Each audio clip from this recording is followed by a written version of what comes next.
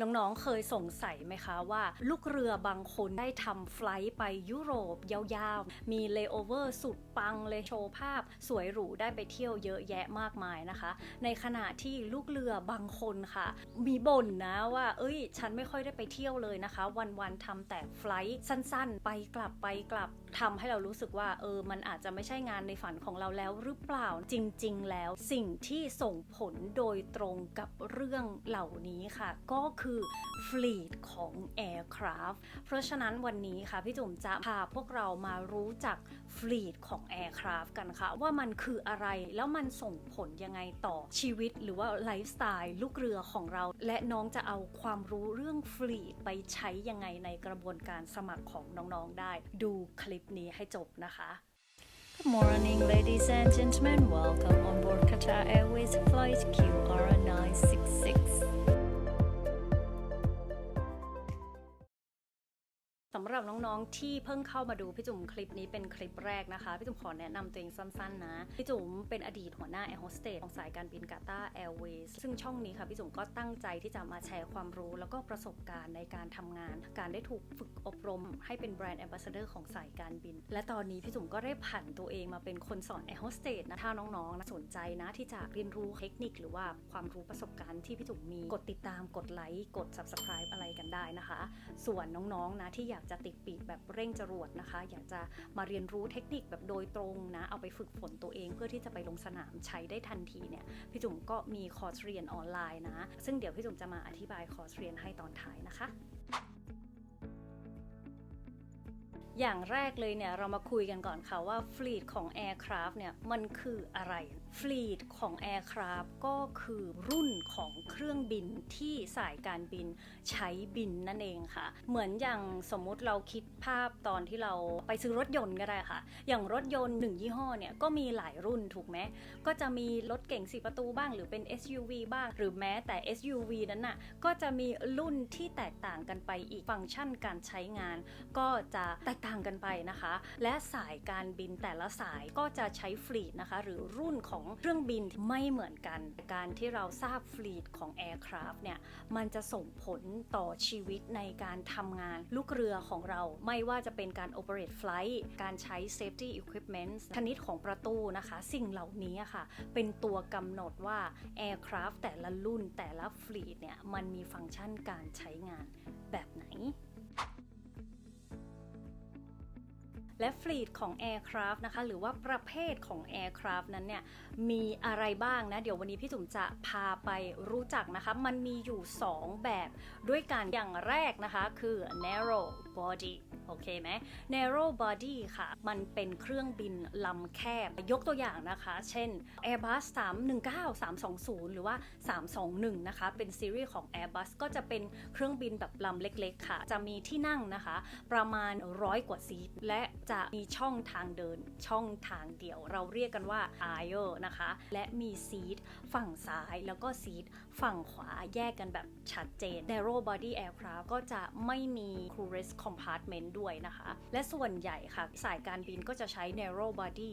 บินที่เป็นไฟลท์สั้นค่ะแบบ short haul ยกตัวอย่างเช่นไปกลับโดฮาดูไบสมัยนั้นที่พี่จุ๋มทำนะคะใช้เวลาบินเนี่ยแค่30นาทีเองเพราะฉะนั้นนะคะมันก็ไม่ make sense ที่สายการบินจะใช้เครื่องบินลำใหญ่มากเพื่อที่บินไปแค่แบบ30นาทีอะไรอย่างเงี้ยยกเว้นว่า destination ที่มัน popular มากๆนะคะอันนั้นก็แล้วแต่อีกเนาะ narrow body เนี่ยที่เราเห็นนะก็จะมีสายการบินที่เป็น local นะคะอย่างเช่นบ้านเราเนี่ยก็จะใช้เยอะนะอย่างพี่จุ๋มเห็นก็จะมี Bangkok Airways การบินไทยก็มีนะคะมีนกแอร์เอเชียเนี่ยก็จะใช้ narrow body ทั้งสายการบินเลยตรงนี้แหละก็จะเป็นจุดที่เราเอาไว้ใช้พิจารณาในการเลือกสายการบินที่จะทำงานด้วยในอนาคตค่ะธรรมชาติของ narrow body เขาจะใช้แบบสั้นๆค่ะเพราะว่าความจุของน้ำมันนะคะก็ไม่สามารถไปไกลได้เนาะแถมยังไม่มี crew rest compartment อีกเพราะฉะนั้นไฟลท์อะไรที่มันยาวสายการบินก็ไม่สามารถใช้ได้ประเภทที่2ของ Fleet Aircraft ค่ะเราเรียกกันว่า Wide body aircraft นะคะ wide ชื่อมันก็บอกอยู่แล้วเนาะมันเป็นแบบกว้างนะคะมันเป็นเครื่องบินลำใหญ่ค่ะ fleet wide body ที่ popular มากๆนะคะก็จะมี Boeing 777 Boeing 787 มี Airbus 350 Airbus 380 นะคะเครื่องบินเหล่านี้เนี่ยก็จะเป็นเครื่องบินที่ capacity ค่ะเกิน200ซีทขึ้นไปนะคะหรือถ้าเป็น Airbus 380 ค่ะก็จะมีที่นั่งเนี่ยถึง451ซีทด้วยกันก็ถือว่าเป็น aircraft ที่ใหญ่นะคะมีช่องทางเดิน2ช่องทางแล้วก็มีที่นั่งแบ่งเป็น3ทางก็คือที่นั่งด้านซ้ายนะคะตรงกลางแล้วก็ด้านขวาเห็นไหมเวลาเราขึ้นไปนะคะตรงนี้เนี่ยสายการบินมักจะใช้บินใน destination ที่ไกลออกไปนะคะแล้วก็ใช้ระยะเวลาบินยาวนานเพราะว่าเขาจะมี crew rest compartment ค่ะ crew rest compartment ก็คือที่นอนนะคะสำหรับลูกเรือหรือว่าเป็นบังนะคะที่พักที่ให้เราไปนอนได้ตอนที่ต้องพักระหว่างไฟล์นะคะอย่างยกตัวอย่างสมัยที่พี่จุ๋มต้องทำไฟล์ไปอเมริกาอย่างเงี้ยไฟล์หนึ่งเนี่ยใช้ระยะเวลาประมาณ11ชั่วโมง12ชั่วโมงถึง14ชั่วโมงเลยนะคะทีนี้ค่ะในช่วงระหว่างไฟล์เนี่ยมันก็เป็นไปไม่ได้ใช่ไหมที่ลูกเรือจะแบบโอ้โหทำไฟล์ตั้งแต่แบบเริ่มต้นนะคะไปยาวยันไปจนถึงแลนด์เลยเนี่ยมันเป็นไปไม่ได้ร่างกายเราเนี่ยมันรับไม่ได้ขนาดนั้นนะคะเพราะฉะนั้นตามกฎการบินปกติเนี่ยเราก็จะต้องมีช่วงเขาเรียกว่า rest period เราก็จะต้องพักที่ฮิตเลยเนี่ยก็จะมี Boeing 777 หรือว่าเรียกว่า 777 ก็ได้นะคะตัวนี้เนี่ยพี่จุ๋มก็ชอบมากๆเลยนะเป็นเครื่องบินลำโปรดของพี่จุ๋มเลยรู้สึกว่ามันทำงานง่ายมากๆนะคะแล้วก็จะมี A380 A350 เนาะที่มี crew rest area ยกเว้น Boeing 787 ไม่มี crew rest area นะคะ fleet แต่ละ fleet เนี่ยค่ะสายการบินเขาก็จะเลือกให้เหมาะสมกับ destination ของเขาเหมาะสมกับสถานที่ที่เขาจะบินไปนะคะเพราะฉะนั้นการที่เราศึกษาก่อนล่วงหน้าแล้วก็รู้ข้อแตกต่างค่ะเราก็พอจะเห็นภาพตัวเองได้บ้างนะคะว่าเราบินกับสายการบินนี้แล้วเนี่ยชีวิตเรานะคะจะเป็นยังไงเราจะได้ทำ layover มากน้อยขนาดไหนก็จะอยู่ที่ fleet ของ aircraft นี่แหละค่ะแล้วฟลีทเนี่ยมันส่งผลยังไงต่อชีวิตลูกเรือนะคะอย่างที่พี่จุ๋มบอกไปแล้วเนาะถ้าสายการบินไหนที่ใช้เฉพาะ narrow body เนาะส่วนใหญ่ก็จะเป็นสายการบินในประเทศที่บินแบบสั้นๆนะคะวันหนึ่งเนี่ยเราอาจจะทำ2ไฟล์วันหนึ่งอาจจะทำ3ไฟล์วันหนึ่งอาจจะทำ4ไฟล์อันนี้ก็แล้วแต่อีกว่าสายการบินเขาจะให้ตารางงานเรายังไงนะคะแต่มันก็ไม่ใช่ไม่มีข้อดีนะข้อดีของการที่เราบินแบบเซกเตอร์ไปกลับแบบสั้นๆแบบนี้ค่ะมันจะเหมาะมากๆนะคะสำหรับคนที่อยากเบสอยู่ที่ประเทศนั้นอยากอยู่เบสเป็นหลักอะเอาง่ายๆส่วนใหญ่นะคะที่พี่จุ๋มเคยเห็นเนี่ยก็จะมีเพื่อนลูกเรือค่ะที่แต่งงานแล้วเขาอาจจะมีลูกมีครอบครัวที่บางครั้งเนี่ยเวลาบินแล้วก็ไปทำเลโอเวอร์ยาวๆค่ะก็จะรู้สึกว่าห่างลูกห่างครอบครัวก็จะชอบนะคะที่จะทำแบบเซกเตอร์สั้นๆแบบนี้บินแบบฟลีทเล็กๆอย่างนี้นะคะแล้วก็ manage ง่ายได้อยู่บ้านด้วยเพราะฉะนั้นคนที่ไม่ได้ชอบเที่ยวเยอะนะแต่ว่าก็ยังชอบไลฟ์สไตล์ของการทำงานบริการผู้โดยสารบนเครื่องบินอย่างเงี้ยค่ะก็มีนะพี่จุ๋มก็เห็นนะคะเราก็ต้องถามตัวเองค่ะว่าเหตุผลหลักๆของเราที่อยากจะทำอาชีพนี้มันคืออะไรนะคะและถ้าคำตอบคือเราแค่ต้องการชีวิตที่เรียบง่ายมีงานที่แบบมั่นคงแล้วก็ได้อยู่เบสได้อยู่บ้านกับครอบครัวบ่อยๆเนี่ยเวลาเราเลือกบินกับสายการบินที่มีเฉพาะnarrow body fleet นะคะหรือว่าบินในประเทศหรือเป็นประเทศใกล้เคียงอย่างเงี้ยค่ะก็จะตอบโจทย์ชีวิตเราได้มากกว่าในทางกลับกันค่ะสำหรับคนที่ชอบเที่ยวนะอยากที่จะไปเลโอเวอร์ต่างๆนะคะไปเยี่ยมชมสถานที่ต่างๆมากๆเนี่ยเราก็ต้องเลือกสายการบินที่ใช้ฟลีทใหญ่ค่ะมันมีหลากหลายสายการบินมากๆส่วนใหญ่ค่ะก็จะเป็นสายการบินที่บินแบบ international flight นะคะใครนะคะที่สายเที่ยวสายอยากที่จะแบบ explore the world นะคะก็ต้องเลือกสายการบินที่เป็น international แล้วก็มีฟลีทใหญ่ค่ะก็จะได้ไลฟ์สไตล์ที่แบบได้ไปที่นู่นที่นี่นะคะท่องเที่ยวตามที่เราฝันไว้จริงๆ นั่นแน่ดูเพลินเลยนะก่อนที่เราจะกลับเข้าไปดูเนื้อหาหลักพี่จุ๋มเนี่ยได้รับข้อมูลหลังบ้านมาเยอะมากๆเลยว่าน้องๆต้องการสิ่งนี้ก็คือ ebook Airlines Interview สำหรับน้องที่ยังไม่มั่นใจในการสัมภาษณ์ไม่รู้เลยว่าจะตอบคำถามกรรมการยังไงให้ตรงจุดไม่รู้ว่าจะตอบยังไงให้กรรมการประทับใจนะพี่จุ๋มมานั่งดูแล้วค่ะปัญหาที่พวกเราเจอกันบ่อยๆเลยนะคะก็คือเราไม่แน่ใจว่าคำตอบ ของเรามันดีพอหรือยังหรือมันเป็นคำตอบที่ถูกต้องไหมมันจะเป็นคำตอบที่สายการบินอยากที่จะได้ยินจากเราไหมความไม่มั่นใจตรงนี้เองล่ะค่ะทำให้เราไปเกิดอาการช็อตไมค์บ้างแหละพูดไม่ออกบ้างนะหรืออาจจะพูดมากเกินไปจนจับใจความหรือจับประเด็นไม่ได้ปัญหาตรงนี้จะหมดไปเลยนะทุกคนพี่จุ๋มทำ e-book Airlines Interview เล่มนี้นะคะมาเพื่อแก้ปัญหานี้โดยเฉพาะและพี่จุ๋มก็ยังมีตัวอย่างคำถามคำตอบ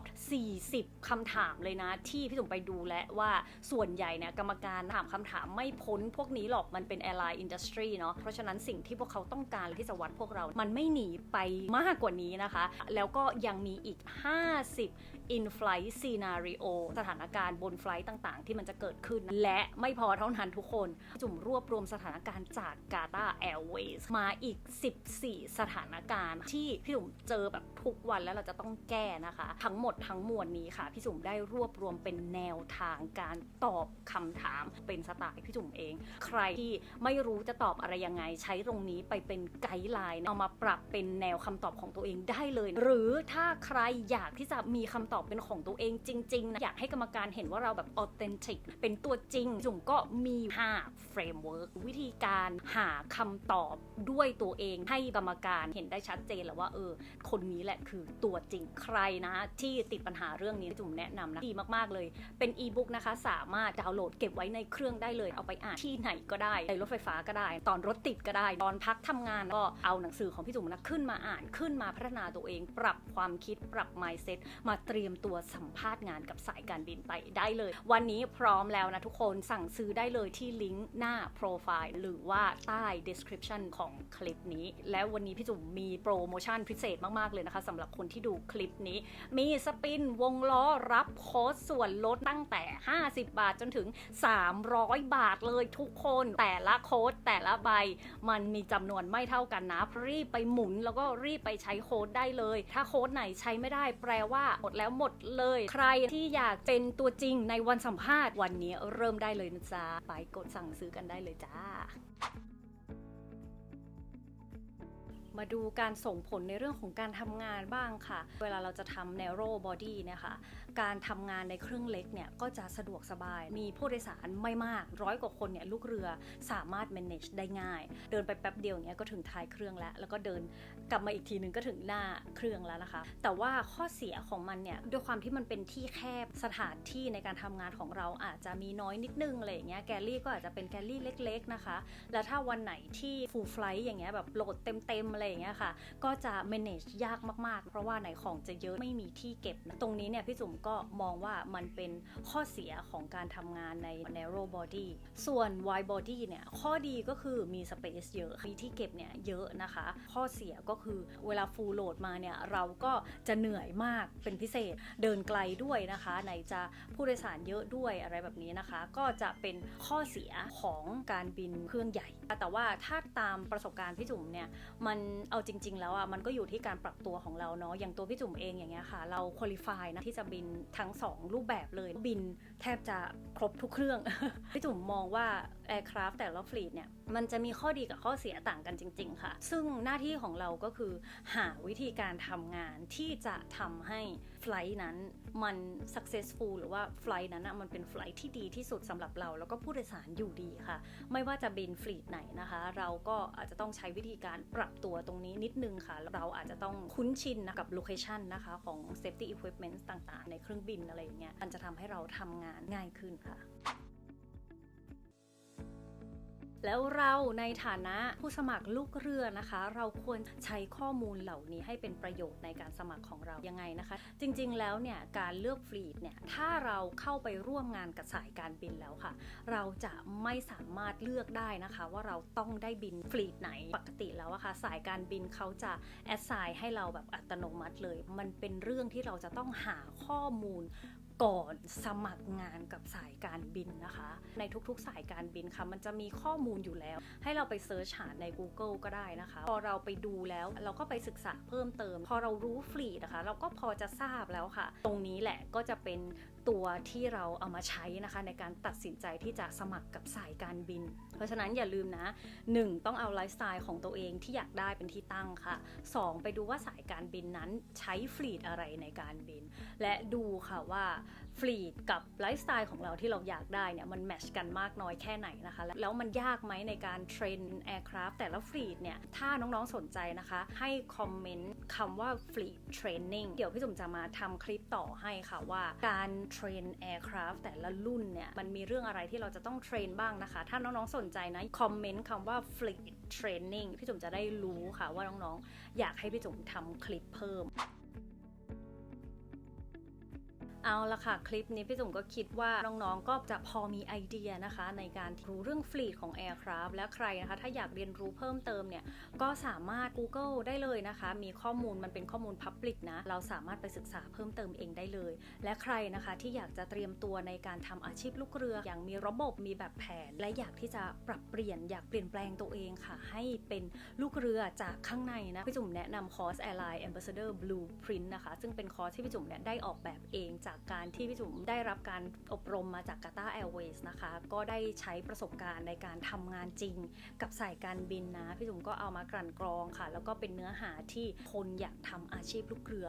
ต้องรู้นะคะพี่จุ๋มไม่ได้สอนแค่กระบวนการสมัครเท่านั้นนะคะแต่สอนการเป็นลูกเรือที่มาจากข้างในจริงๆและวิธีการนี้ล่ะค่ะที่มันเป็นเหตุผลที่ทำให้กรรมการเลือกพี่จุ๋มตั้งแต่รอบแรกที่สมัครหากติดปัญหาอะไรในระหว่างเรียนนะคะพี่จุ๋มก็ยังมี Line Chat Support เนาะที่น้องๆนะคะสามารถแชทมาหาพี่จุ๋มได้โดยตรงเลยใครสนใจนะคะดูรายละเอียดได้เลยนะอย่ารอให้พร้อมนะถ้าเราอยากทำอาชีพนี้เราต้องเริ่มเตรียมตัววันนี้ค่ะลูกไม่ใช่รอให้สายการบินมาเปิดรับสมัครแล้วเราถึงจะมานั่งเตรียมตัว1 อาทิตย์ก่อนหน้าที่จะไปสัมภาษณ์มันไม่ทันนะคะเพราะฉะนั้นวันนี้ค่ะใครที่ตัดสินใจได้แล้วว่าอาชีพนี้คืออาชีพที่ใช่เป็นสิ่งที่เราใฝ่ฝันและเราจะทำมันให้สำเร็จก็อย่าลืมนะคะมาเจอกับพี่จุ๋มในคอร์สได้เลย Good morning, ladies and gentlemen. Welcome on board Qatar Airways Flight QR966.